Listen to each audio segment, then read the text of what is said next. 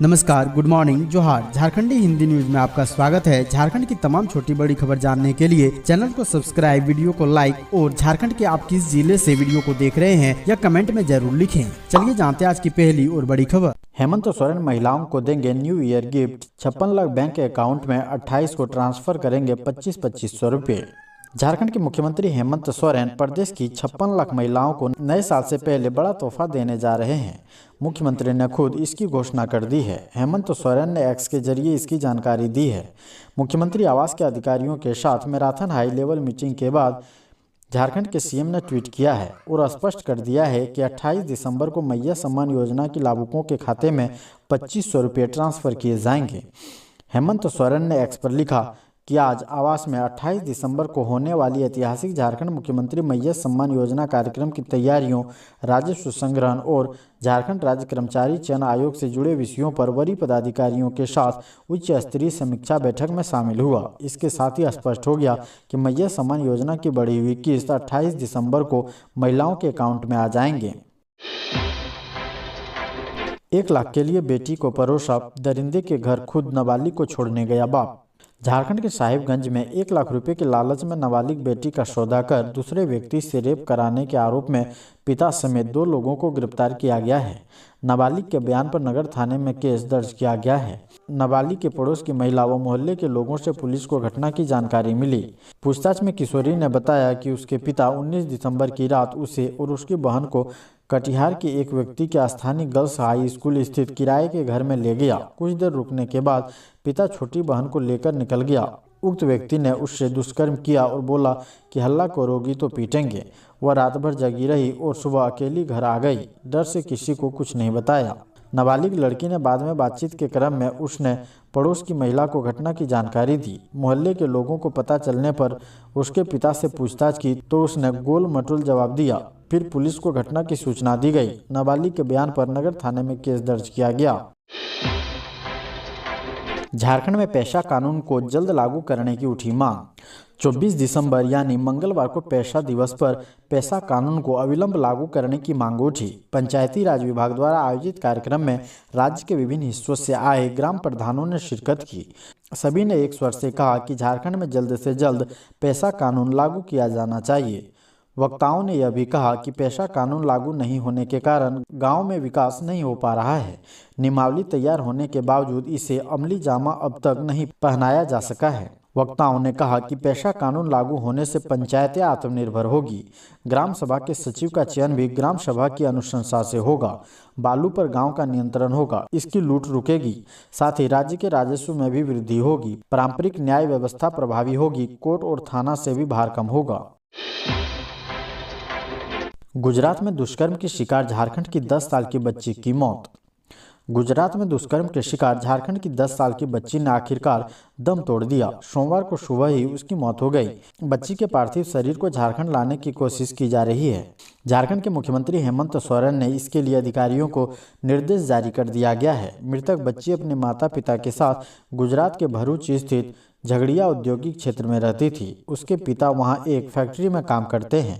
8 दिन पहले पास में रहने वाले युवक ने उसके साथ दुष्कर्म की घटना को अंजाम दिया। युवक ने न सिर्फ उसके साथ दुष्कर्म किया बल्कि उसके प्राइवेट पार्ट को क्षतिग्रस्त कर दिया। पत्थर से उसके सिर पर वार करके चेहरा कुचल दिया था। आरोपी युवक विजय पासवान झारखंड के ही डाल्टनगंज जिला के विश्रामपुर थाना क्षेत्र का रहने वाला है। उसकी उम्र 17 साल है। वह पीड़िता के पिता के साथ ही फैक्ट्री में काम करता था। घटना के बाद पुलिस ने उसे गिरफ्तार कर लिया है। पुलिस ने उसे 7 दिन की रिमांड पर लिया है। झारखंड के सरकारी कर्मियों की बल्ले बल्ले महंगाई भत्ता बढ़ा। झारखंड कैबिनेट की बैठक से सरकारी कर्मियों के लिए बड़ी खुशखबरी निकलकर सामने आई है। राज्य कर्मियों का महंगाई भत्ता 3% बढ़ाने को लेकर हरी झंडी मिल गई है, जिसके बाद अब महंगाई भत्ता 50 से बढ़कर 53% हो गया। झारखंड के मुख्यमंत्री हेमंत सोरेन की अध्यक्षता में हुई कैबिनेट की बैठक में कुल 10 प्रस्तावों पर मुहर लगी है। इसके अलावा पेंशनधारियों के महंगाई भत्ते में भी वृद्धि हुई है। सरकारी कर्मियों का महंगाई भत्ता बढ़ाने के अलावा विधानसभा में कैग की रिपोर्ट पेश करने के प्रस्ताव को मंजूरी मिल गई है। इसके अलावा पीएम उच्च शिक्षा अभियान के तहत मेरू यानी कि multidisciplinary education and research university के लिए 99.56 रुपये फंड को मंजूरी दिया गया है। झारखंड में थाने पहुंची रेप पीड़िता से मारपीट, एक थाने से भगाया गया, 3 पुलिसकर्मी सस्पेंड। झारखंड के गुमला में नाबालिग दुष्कर्म पीड़िता से थाने में मारपीट और केस दर्ज नहीं करने के मामले में पालकोट थाना प्रभारी मोहम्मद जहांगीर और घाघरा के 2 पुलिसकर्मियों को सस्पेंड कर दिया गया है। एसपी शंभू सिंह ने यह कार्रवाई की। 2 अन्य निलंबित पुलिसकर्मियों में घाघरा के एएसआई कृष्ण कुमार और महिला आरक्षी दीना टोप्पो शामिल है। घाघरा थानेदार तरुण कुमार ने ओडी अफसर कृष्ण कुमार द्वारा आरोपी को छोड़ने की बात स्वीकारी है। इधर मामले की जांच करने बसिया एसडीओ जयवंती देवगन और डीएसडब्ल्यूओ गुमला आरती कुमारी घाघरा थाना पहुंची। सूत्रों के अनुसार जांच की घटना के दौरान सीसीटीवी बंद करने की बात सामने आई है। जानकारी के मुताबिक पालकोट थाना क्षेत्र की नाबालिग 17 दिसंबर की रात दुष्कर्म की शिकायत करने घाघरा थाने पहुंची तो उसे भगा दिया गया। उस वक्त ओडी अफसर कृष्ण कुमार ने घाघरा निवासी दुष्कर्म के आरोपी को थाने बुलाया और बाद में छोड़ दिया। वहां से दुष्कर्म पीड़िता पालकोट थाना पहुंची तो उसके साथ मारपीट की गई। एसपी ने मामले की जांच एसडीपीओ को सौंपी थी। एसडीपीओ की रिपोर्ट में तीनों पुलिसकर्मियों की दोषी पाए जाने पर एसपी ने उन्हें निलंबित कर दिया। 2025 में सरकारी स्कूलों में 60 दिन रहेगी छुट्टी, शिक्षा विभाग ने जारी किया कैलेंडर। स्कूली शिक्षा एवं साक्षरता विभाग ने राज्य के सरकारी तथा सहायता प्राप्त स्कूलों के लिए वर्ष 2025 की एकीकृत वार्षिक अवकाश तालिका जारी कर दी है। यह अवकाश तालिका सभी श्रेणी के स्कूलों अर्थात प्राथमिक, माध्यमिक तथा +2 स्कूलों में लागू होगी। इसके तहत स्कूलों में वर्ष 2025 में 60 दिनों का अवकाश रहेगा। इसमें 5 दिनों के वैसे अवकाश भी सम्मिलित हैं जो स्थानीय स्तर पर वहां के पर्व, त्योहार या अन्य आवश्यकता को ध्यान में रखकर जिला स्तर पर तय किए जाएंगे। यह अवकाश तालिका आवासीय स्कूलों पर लागू नहीं होगी। सीएम हेमंत सोरेन की हाई लेवल मीटिंग, मैया सम्मान योजना कार्यक्रम के लिए अफसरों को दिए निर्देश। मुख्यमंत्री हेमंत सोरेन ने सोमवार को अधिकारियों से कहा कि व्यवस्था ऐसी हो जिससे बेहतर परिणाम सामने आ सके। वह मुख्यमंत्री आवासीय कार्यालय में राजस्व संग्रहण 28 दिसंबर को रांची में आयोजित होने वाले झारखंड मुख्यमंत्री मैया सम्मान योजना कार्यक्रम की तैयारियों एवं जेएसएससी सीजीएल योग्यताधारी संयुक्त प्रतियोगिता परीक्षा 2023 परीक्षा के मसले पर वरीय पदाधिकारियों के साथ उच्च स्तरीय समीक्षा बैठक कर रहे थे। उन्होंने कहा कि राज्यवासियों की समस्याओं और शिकायतों के निवारण में किसी भी प्रकार की कोताही नहीं बरती जाए और पूरी निष्पक्षता से जांच कर विधि सम्मत कार्रवाई की प्रक्रिया पूरी करें।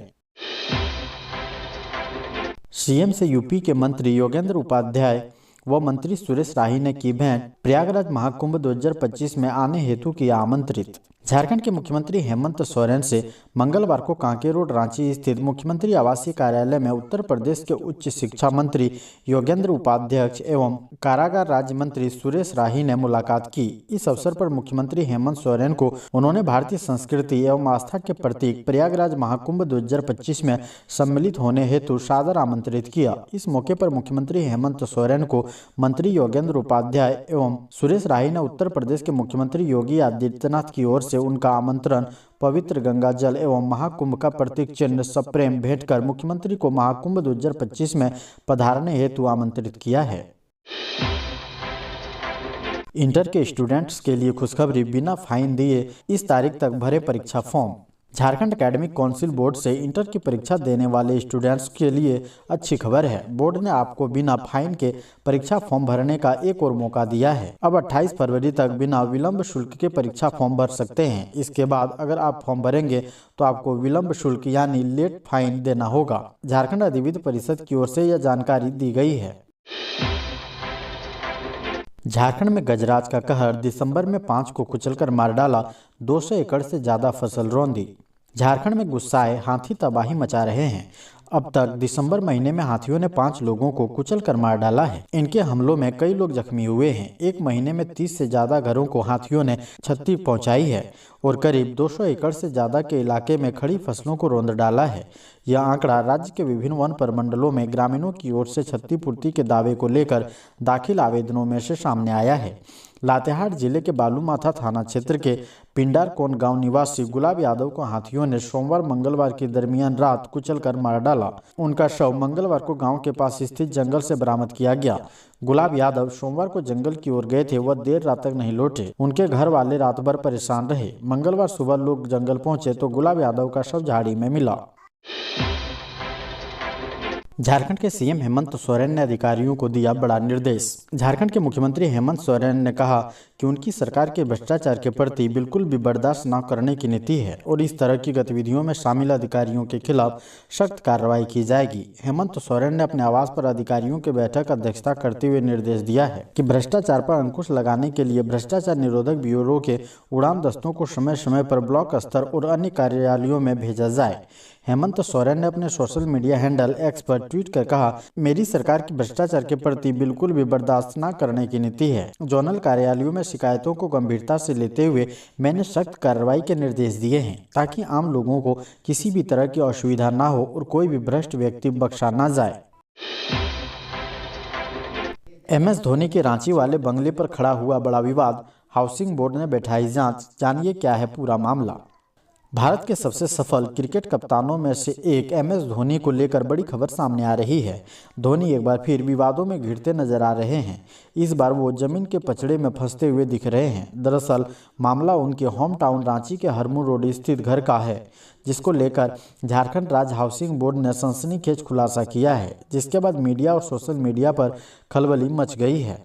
झारखंड राज्य हाउसिंग बोर्ड ने भारतीय क्रिकेट टीम के पूर्व कप्तान MS धोनी पर उनके हरमू रोड स्थित घर की आवासीय जमीन का इस्तेमाल व्यावसायिक उद्देश्यों के लिए करने का आरोप लगाया है। बोर्ड ने कहा है कि आवासीय भूमि का गैर आवासीय उपयोग करना उनके नियमों के खिलाफ है। बोर्ड की ओर से आवंटित आवासीय जमीनों का इस्तेमाल सिर्फ आवासीय कारणों के लिए ही किया जा सकता है।